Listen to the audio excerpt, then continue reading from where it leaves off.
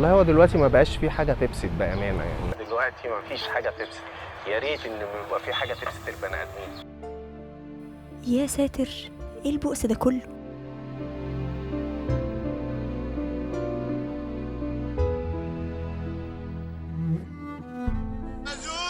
احنا ملوك السعادة في مصر. هو يا كده يا كده، مفيش وسط.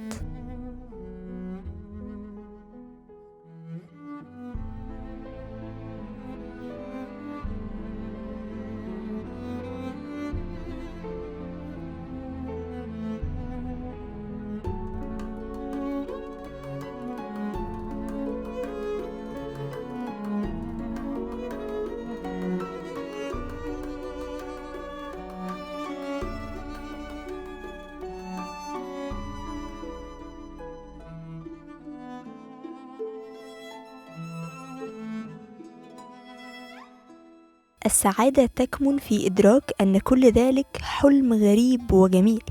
يا سلام، يعني أعمل إيه؟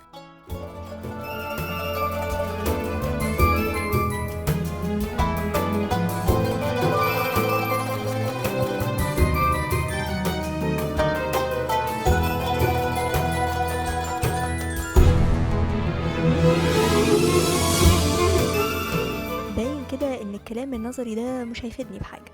مفيش أحسن من التجربة الحقيقية عشان أعرف إجابة سؤالي. ان احنا عايشين في امن، بس في امن وامان.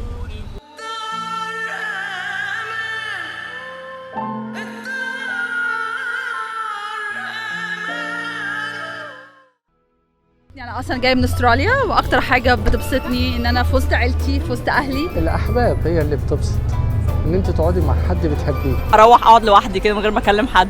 انا اكتر حاجه بتبسطني لما بروح البيت والكلب بتاعي بيبقى مستنيني. ان انا افرح ابني اول حاجه طبعا، خلوش محتاج حاجه يعني، بس اللي هو احاول ابسطه. انا مطلقه وعندي 33 سنه.